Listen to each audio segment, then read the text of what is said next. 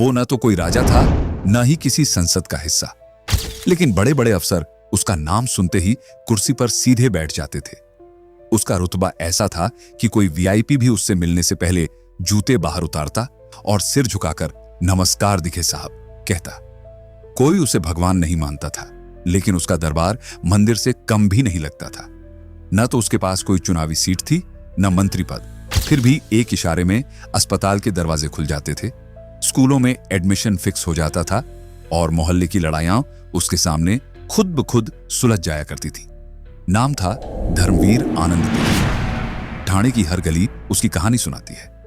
वो शिवसेना का ऐसा सिपाही था जिसने भीड़ के शोर में नहीं, भरोसे की चुप्पी में अपनी ताकत बनाई। उसके लिए नेता बनना कभी सपना नहीं था, धर्म निभाना था। उसे सत्ता का लालच नहीं था, उसे जनता की कसम थी। उसने कुर्सी को कभी अपना निशाना नहीं बनाया, वो हमेशा जनता के दिलों पर बैठा। लोग कहते थे अगर दिघे साहब ने हां बोल दिया तो सरकार अपना फैसला पलट सकती है, और अगर वो खामोश रहे तो अदालत तक सोचती थी कि अब क्या फैसला सुनाए। हर सुबह एक मामूली सा दफ्तर खुलता था, टिन की छत वाला, बिना एसी के, चाय की महक से भरा। लोग कहते थे दिघे दरबार लग गया, और उस दरबार में आने वाला हर इंसान ये जानता था कि यहां फॉर्म नहीं, फर्ज चलता है। उसने कभी शादी नहीं की, ना कोई महल बनाया, ना कोई बड़ी कोठी, लेकिन हजारों घरों में उसकी तस्वीर आज भी मंदिर के पास रखी है। उसका फोन हमेशा बिजी रहता था, लेकिन उसकी जेबें हमेशा खाली। उसके लिए लोगों की परेशानियां हल करना ही असली दौलत थी। आज भी जब कोई नाइंसाफी होती है, लोग कहते हैं अगर दिघे साहब होते तो ऐसा कभी नहीं होता। वो चला गया, लेकिन उसका असर अब भी ठाणे की हवा में है। उसकी आवाज अब भी गलियों में गूंजती है, और उसकी गैर मौजूदगी में भी हर दरबार में अब भी उसकी तस्वीर टंगी है। धर्मवीर आनंद दिघे, एक ऐसा नाम जिसे लोग भूल नहीं सकते, और शायद भूलना चाहते भी नहीं। कहानी यहीं से नहीं शुरू होती, लेकिन यहीं से वो मोड़ जरूर आता है जहां सब कुछ बदल गया, जहां चुप्पियां बहुत कुछ कहने लगी और सत्ता के सबसे मजबूत खंभे भी कांपने लगे। लोग कहने लगे थे आनंद दिघे अब सिर्फ पॉपुलर नहीं रहे, वो बाला साहेब ठाकरे की छाया से भी ऊपर उठने लगे थे। ठाणे में उनका जलवा इस कदर बढ़ गया था कि पार्टी के अंदर की दीवारों में भी दरारें पड़ने लगी थीं। सन 1954, ठाणे का 3 बत्ती नाका इलाका। वहीं एक मामूली घर में जन्मे आनंद चिंतामणि दिघे। घर में पैसा नहीं था, लेकिन हौसले बहुत बड़े थे। जैसे जैसे बड़े हुए, जिम्मेदारियां और सपने भी साथ साथ बढ़े। 18 की उम्र में शिवसेना की विचारधारा से जुड़े और बाला साहेब ठाकरे को भगवान की तरह मानने लगे। उन्हें कभी शादी का ख्याल नहीं आया, न ही कोई प्रॉपर्टी बनाई। उनका सब कुछ ठाणे था, उसके लोग, उसकी गलियां, उसकी उम्मीदें। उनका दफ्तर एक छोटे से टिन की छत वाला कमरा था, लेकिन वहां बैठा इंसान किसी मुख्यमंत्री से कम नहीं लगता था। लोगों ने उसका नाम रखा दिघे दरबार। वहां हर रोज सैकड़ों लोग आते। कोई कहता साहब बच्चे का एडमिशन नहीं हो रहा, तो कोई फुसफुसाता अस्पताल में भर्ती नहीं ले रहे। दिघे साहब मुस्कुराते और कहते तेरा केस अब कोर्ट में नहीं, मेरे पास है। सन 1989 नगर पालिका चुनाव में शिवसेना का कैंडिडेट एक वोट से हार गया। बाद में पता चला कि पार्टी के अपने ही एक पार्षद श्रीधर खोपकर ने क्रॉस वोटिंग की थी। दिघे साहब आग बबूला हो गए, बोले गद्दारी माफ नहीं होगी। कुछ ही दिनों बाद खोपकर मारा गया। हत्या का आरोप सीधा आनंद दिघे पर लगा। उन्हें टाड़ा जैसे सख्त कानून में जेल भेज दिया गया, पर केस साबित नहीं हो सका और वो छूट गए। लेकिन उस दिन से उनका नाम सिर्फ इज्जत से नहीं, डर और असर से भी जोड़ा जाने लगा। वो अदालत नहीं थे, लेकिन लोग उन्हें जज से कम नहीं मानते थे। कोई कहता जज साहब किताबें पढ़ते हैं, दिघे साहब इंसान पढ़ते हैं। और यही फर्क उन्हें बाकी नेताओं से अलग बनाता था। दबाव बनाना, सीधे अफसरों को फोन करना और मिनटों में काम करवाना, यही उनका स्टाइल था। सरकारी फाइलें जहां अटकती थीं, वहां दिघे साहब का नाम चलते ही सब कुछ खुद ब खुद फटाफट हो जाता था। वो नेता नहीं थे, लेकिन लोगों के दिलों के मालिक थे। उन्होंने कभी मंच पर खड़े होकर वादे नहीं किए, लेकिन ठाणे की गलियों में खड़े होकर काम कर दिखाया। और यही बात शायद कुछ लोगों को चुभने लगी थी। आखिर में वो गया तो अकेला था, पर पीछे लाखों दिलों में तूफान छोड़ गया। और अब भी कोई कह देता है अगर दिघे साहब होते तो ये नहीं होता। उनका जाना सिर्फ एक मौत नहीं थी, वो एक युग का अंत था। एक ऐसे दौर का जहां सच्चा नेता चप्पलों की आवाज सुनता था और कुर्सियों की नहीं। 90 का दौर था। शिवसेना अब सिर्फ एक पार्टी नहीं बल्कि एक बड़ी ताकत बन चुकी थी। लेकिन इस ताकत के दो ध्रुव बन चुके थे। एक मातोश्री, जहां उद्धव ठाकरे का प्रभाव तेजी से बढ़ रहा था, और दूसरा था ठाणे, जहां आनंद दीघे का नाम ही फैसला बन चुका था। यह वही दौर था जब शिवसेना के भीतर हलचलें शुरू हो चुकी थी और राजनीति के पंडित कहने लगे थे, अब पार्टी में दो तख्त हैं, एक ठाकरे का और एक दीघे का। आंदोलन और जनहित के मुद्दों पर दीघे का रवैया हमेशा स्पष्ट और सख्त होता था। उन्हें जो सही लगता वही करते, चाहे सामने कोई भी हो। सन 1995 में जब ठाणे के नगर निगम कमिश्नर टी चंद्रशेखर ने अवैध निर्माणों पर बुलडोजर चलवाना शुरू किया तो दीघे साहब ने उसका जोरदार विरोध किया। उनका कहना था, जहां लोग सालों से रह रहे हैं वहां एक आदेश से जिंदगी कैसे उजाड़ी जा सकती है। लेकिन इस बार बाला साहेब ठाकरे ने खुलकर चंद्रशेखर का समर्थन किया। यहीं से फर्क साफ दिखने लगा। पहली बार पार्टी के भीतर से आवाजें आईं, दीघे अब अकेले पड़ते जा रहे हैं, और कुछ पुराने शिव सैनिकों ने तो ये तक कह दिया, अब अगला टारगेट शायद वही होंगे। 25 अगस्त 2001 की दोपहर बिल्कुल आम सी थी। ठाणे की गलियों में वही रफ्तार थी।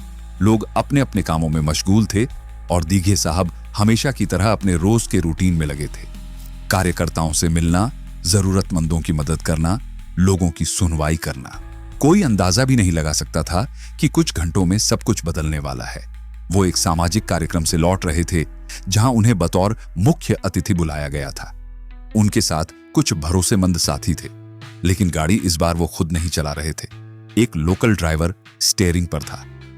सब कुछ सामान्य था जब तक गाड़ी ठाणे के सदगुरु होटल के पास नहीं पहुंची। तभी अचानक एक दूध का टैंकर सामने से आया और तेजी से कट मार दिया। ब्रेक दबाने का मौका भी नहीं मिला और गाड़ी सीधी टैंकर से जा भिड़ी। जोरदार टक्कर हुई, इतनी भयानक कि गाड़ी का अगला हिस्सा पूरी तरह पिचक गया। पल भर को सब कुछ थम गया। चीखें तक नहीं निकली। हादसे के बाद का वो सन्नाटा जैसे किसी डरावने सीन से कम नहीं था। आनंद दीघे का दाहिना पैर बुरी तरह सीट के नीचे फंस गया था। चेहरे पर हल्की तकलीफ थी, लेकिन वो आवाज नहीं कर रहे थे। खून बहुत ज्यादा नहीं बहा, पर फ्रैक्चर जरूर हुआ था। ड्राइवर तो पूरी तरह घबरा गया था, हाथ पैर कांप रहे थे। आसपास लोग इकट्ठा होने लगे, लेकिन समझ नहीं पा रहे थे कि क्या करें। तभी एक आवाज आई, धीमी मगर असरदार, हटाओ दरवाजा, मैं खुद निकलूंगा। दीघे साहब ने खुद हाथ से कार का दरवाजा जोर से धक्का दिया और किसी तरह लंगड़ाते हुए बाहर आ गए। लोगों ने सहारा देना चाहा, पर उन्होंने हाथ झटक दिया। मैं लाचार नहीं हूं, यह पैर टूटा है, हौसला नहीं। भीड़ सन्न थी।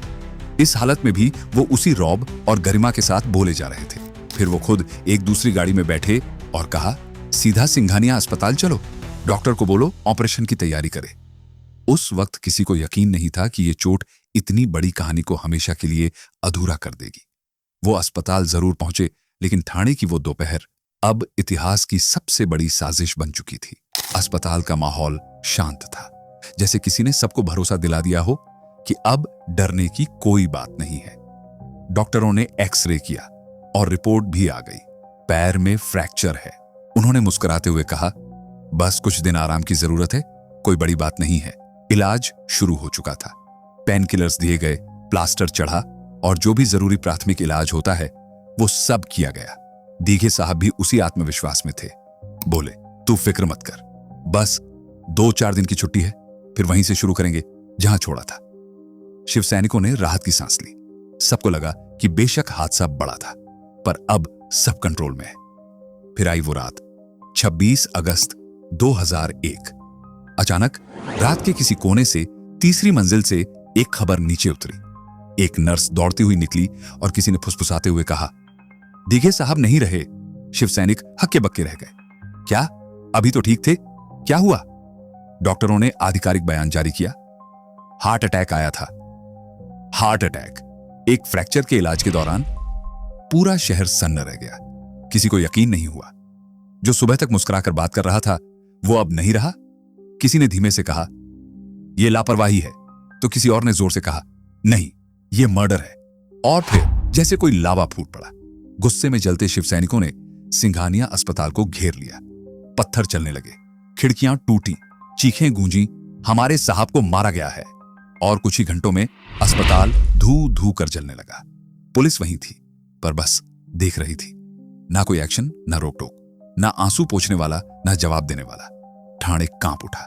राजनीति थम गई, बयान गायब हो गए, और जनता के दिल में एक ही सवाल घूम रहा था, अगर सब कंट्रोल में था तो फिर मौत कैसे हुई? सवालों की बाढ़ सी आ गई थी। क्या वाकई हार्ट अटैक था, या कोई इंजेक्शन गलत समय पर दिया गया? क्या इलाज सही था, या जानबूझकर धीमा किया गया? क्या डॉक्टरों की गलती थी, या किसी बड़ी प्लानिंग का हिस्सा? कई चेहरों के पीछे शक की परछाइयां बनने लगी, और ये सवाल सिर्फ अस्पताल तक सीमित नहीं रहे, सीधे सत्ता की चौखट तक पहुंच गए। क्योंकि जब कोई इंसान इतना ताकतवर हो जाता है कि वो बिना किसी पद के ही सरकार जैसा असर रखता हो, तो उसके दुश्मन बाहर नहीं, घर के अंदर ही होते हैं। लोग दबी जुबान में कहने लगे, दिघे अब ठाकरे से बड़े हो रहे थे, और शायद यही उनकी सबसे बड़ी गलती थी। और सबसे चौंकाने वाली बात, बाला साहेब ठाकरे अंतिम संस्कार में नहीं आए। कहा गया सुरक्षा कारणों से नहीं आ सके, लेकिन जनता ने यह तर्क नहीं स्वीकारा।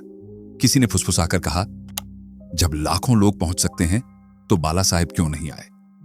ये सारे सवाल आज भी हवा में तैरते हैं, लेकिन जवाब देने वाला कोई नहीं। एक महानायक चला गया, लेकिन वो जाते जाते अपने पीछे सिर्फ आंसू, श्रद्धा और साजिश की एक ऐसी परत छोड़ गया जिसे आज तक कोई पूरी तरह खोल नहीं पाया। एकनाथ शिंदे, जिन्हें कभी ठाणे की गलियों में एक आम पार्षद के तौर पर देखा जाता था, उन्हीं के कंधों पर आज महाराष्ट्र की सत्ता है। लेकिन उनके उस सफर की नींव कहीं और रखी गई थी, आनंद दीघे के दरबार में। दीघे के वो सबसे वफादार शिष्य रहे, और आज भी खुद को सिर्फ एक राजनेता नहीं, धर्मवीर का सिपाही मानते हैं। जब 2001 में आनंद दीघे की मौत हुई, शिंदे का चेहरा देखकर हर कोई समझ गया था कि उनके लिए यह किसी साये के चले जाने जैसा था। उसी वक्त उन्होंने एक लाइन में सब कह दिया था, गुरु चले गए हैं, लेकिन उनकी लड़ाई जिंदा रहेगी। साल 2022, महाराष्ट्र की राजनीति में भूचाल आया। शिंदे ने उद्धव ठाकरे के खिलाफ बगावत कर दी। सबको लगा शिवसेना टूट रही है, लेकिन शिंदे बोले, मैं शिवसेना से नहीं टूटा हूं, मैं तो धर्मवीर से जुड़ा हूं। इस एक लाइन ने सियासत की चाल ही पलट दी। ठाणे की दीवारों पर फिर से दिघे साहब की तस्वीरें लगने लगी, और उनका नाम सिर्फ याद में नहीं, नारों में गूंजने लगा। उसी साल आई फिल्म धर्मवीर ने जैसे शहर को भावनाओं से भर दिया। थिएटर हॉल खचाखच भरे हुए थे, लोग सीटों से उठ नहीं पा रहे थे। जब पर्दे पर आनंद दीघे का किरदार सामने आया तो सीन दर सीन लोगों की आंखें भर आईं, और जब उनकी मौत का दृश्य चला, पूरा हॉल एकदम शांत, सिसकियों से गूंज उठा। उसी दौरान खबर आई, उद्धव ठाकरे बीच फिल्म से उठकर चले गए। लोगों ने कानों कान फुसफुसाया, क्या हुआ उद्धव जी, पर्दे की सच्चाई चुप गई क्या? फिल्म का सबसे जबरदस्त और विवादित सीन वही था जब बाला साहेब ठाकरे को आनंद दीघे के सामने झुकते हुए दिखाया गया। सीन छोटा था, लेकिन उसका असर बड़ा था।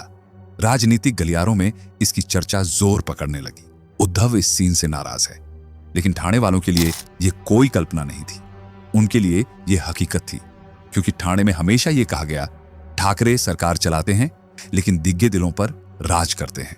सालों बाद जब एकनाथ शिंदे ने महाराष्ट्र विधानसभा में बहुमत साबित किया, तो मीडिया को किसी तगड़े राजनीतिक बयान की उम्मीद थी, लेकिन शिंदे ने राजनीति की बजाय भावना को चुना। बोले, जब मेरे अपने बच्चे चले गए थे, मैं अंदर से टूट चुका था, लेकिन आनंद दीघे ने मुझे संभाला, खड़ा किया। अगर वो ना होते तो आज मैं यहां ना होता। यह पहली बार था जब किसी मुख्यमंत्री ने खुद को किसी गुरु की देन कहा, किसी नेता की नहीं।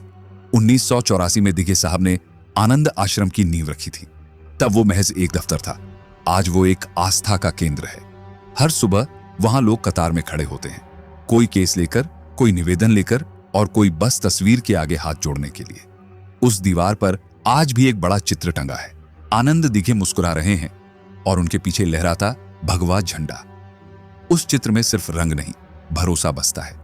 बाल ठाकरे की छवि मीडिया और भाषणों में बड़ी थी, लेकिन आनंद दीघे की छवि लोगों के दिलों में, क्योंकि उन्होंने लोगों के दरवाजे पर जाकर मदद की थी, मंच से वादे नहीं। शिवसेना की असली लड़ाई यहीं से शुरू हुई, जनता बनाम परिवार। जब पार्टी टूट रही थी, उद्धव ठाकरे चुप थे, और शिंदे हर रैली, हर भाषण में सिर्फ एक नाम दोहराते थे, धर्मवीर आनंद दीघे। कई बार साफ शब्दों में बोले, मैं बाला साहेब का वारिस नहीं, मैं दिघे साहब का वफादार हूं। यही लाइन शिवसेना की असली दरार बन गई, और एक शिवसेना जो ठाणे की गलियों में धड़कती थी। सिंघानिया अस्पताल की मेडिकल रिपोर्ट साफ कहती है, मौत हार्ट अटैक से हुई। लेकिन अस्पताल की एक नर्स, जो आज भी पहचान नहीं बताना चाहती, उसने धीमे स्वर में बस इतना कहा, मैंने उन्हें चलते हुए देखा था। चेहरे पर मुस्कान थी। वो तकलीफ में थे, लेकिन डरे हुए नहीं। अब सवाल यह उठता है कि क्या इलाज में कोई चूक हुई थी, या फिर कोई ऐसा भी था जिसने जानबूझकर इलाज को अधूरा छोड़ा। सबसे बड़ा सवाल, सीबीआई जांच कभी क्यों नहीं हुई? क्या इसलिए कि यह मौत सिर्फ एक मौत नहीं थी, बल्कि किसी साजिश की दीवार पर छड़ी हुई ईंट थी? आनंद दिघे राजनीति में थे, मगर उनका व्यक्तित्व नेताओं जैसा नहीं था। न कोई बड़ी संपत्ति, न परिवार, न कोई ओहदा, बस एक आवाज जो हर दिन कहती थी, मुझे कुछ नहीं चाहिए, बस शिव सैनिकों का भरोसा चाहिए। लेकिन राजनीति एक शतरंज है, और उसमें सबसे पहले वो ही मारे जाते हैं जो राजा को चुनौती बन सकते हैं। मोहरे नहीं, आत्मा वाले खिलाड़ी। और आत्मा से चलने वाला आदमी इस खेल के लिए सबसे बड़ा खतरा होता है। जब साल 2022 में एकनाथ शिंदे ने बगावत की, तब यह सिर्फ कुर्सी की लड़ाई नहीं थी, यह वंश के खिलाफ विद्रोह था। उन्होंने सीना ठोक कर कहा, मैं ठाकरे खानदान से नहीं, शिव सैनिकों से जुड़ा हूं। यह पार्टी किसी खानदान की जागीर नहीं है। यह वही भावना थी जो कभी आनंद दिघे हर बैठक में दोहराया करते थे, पार्टी लोगों की है, परिवार की नहीं। आज वही वाक्य मुख्यमंत्री की कुर्सी से गूंजा तो लगा कि दिघे की आत्मा बोल रही है। 26 अगस्त 2001 की वो दोपहर इतिहास बन गई, जब आनंद दिघे का पार्थिव शरीर ठाणे की सड़कों से गुजरा। कोई पोस्टर नहीं था, कोई डिजिटल ऐलान नहीं, लेकिन शहर उमड़ पड़ा। 5 लाख से भी ज्यादा लोग, किसी के हाथ में फूल, किसी की आंखों में आंसू। एक महिला सिसकते हुए चीखी, जब मेरे पिताजी मरे थे, मेरे पति नहीं आए थे, पर आज दिघे साहब के लिए खुद आकर खड़े हैं। यह कोई सामान्य अंतिम यात्रा नहीं थी, यह श्रद्धा का सैलाब था। एक ऐसा जनसैलाब जो कह रहा था, तू नेता था, पर हमारे लिए मसीहा बनकर जिया। इसी बीच कुछ दिन बाद नारायण राणे का एक बयान आया, अगर मैंने मुंह खोल दिया तो भूचाल आ जाएगा। यह लाइन अखबारों की सुर्खियों में रही। लोगों ने पढ़ा, समझा और कांप उठे। क्या यह सिर्फ इशारा था या कोई अनकही सच्चाई? क्या दिघे साहब की मौत में किसी अपनों का ही हाथ था? राणे का यह डायलॉग आज भी अनसुलझे सवालों की तरह हवाओं में तैरता है। सबसे चौंकाने वाली बात, मातोश्री से कोई स्पष्ट बयान नहीं आया। उद्धव ठाकरे ने 2 दिन बाद सिर्फ एक लाइन में श्रद्धांजलि दी।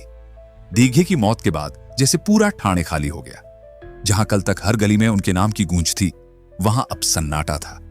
जनता भटकने लगी, और इसी खालीपन में कांग्रेस और एनसीपी ने अपने झंडे गाड़ दिए। जो इलाका कभी शिवसेना का गढ़ था, वहां अब विरोधियों की सियासत पलने लगी। उसी दौरान कुछ अखबारों ने हार्ट अटैक थ्योरी पर उंगलियां उठाईं।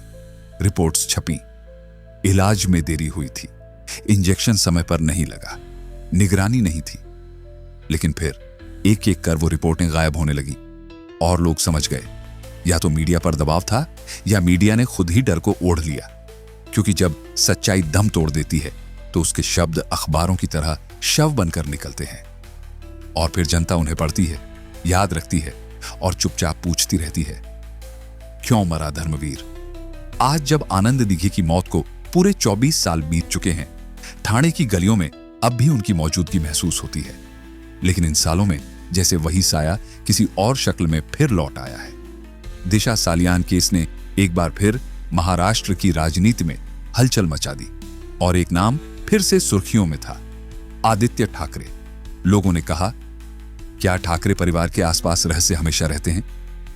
क्या यह महज इत्तेफाक है, या फिर महाराष्ट्र की सत्ता सचमुच किसी ताज की तरह एक सिर से दूसरे सिर तक जाती है और हर बार कुछ छूट जाता है?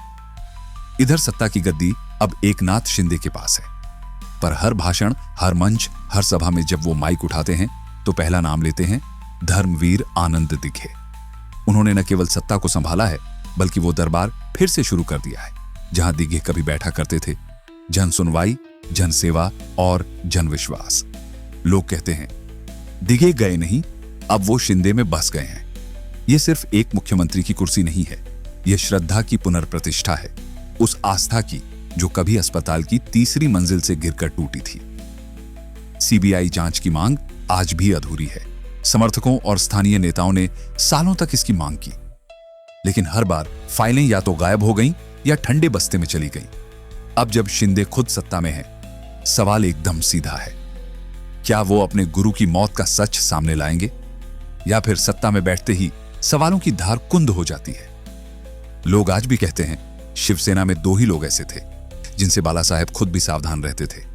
एक थे बाला साहेब ठाकरे और दूसरे थे आनंद दिघे, और वो दूसरा कभी साजिश का शिकार बना या हादसे का। ये फैसला आज भी वक्त नहीं कर पाया है, पर जनता ने कर लिया है। उनके लिए आनंद दिघे आज भी जिंदा है, अपने शब्दों में, अपने दर्शन में और अब एकनाथ शिंदे के इरादों में। उनकी मौत से जुड़े सवाल आज भी जिंदा हैं। हर बार जोर से पूछते हैं, अगर वो चलकर अस्पताल गया था तो अचानक कैसे चला गया? क्या कोई सुई थी जो दिल में नहीं, सत्ता की नसों में चुभाई गई थी? और जब लोग ये सब याद करते हैं तो धीरे से कहते हैं, कुछ लोग मरते नहीं, मिसाल बन जाते हैं, और धर्मवीर आनंद दिघे उन्हीं में से एक हैं।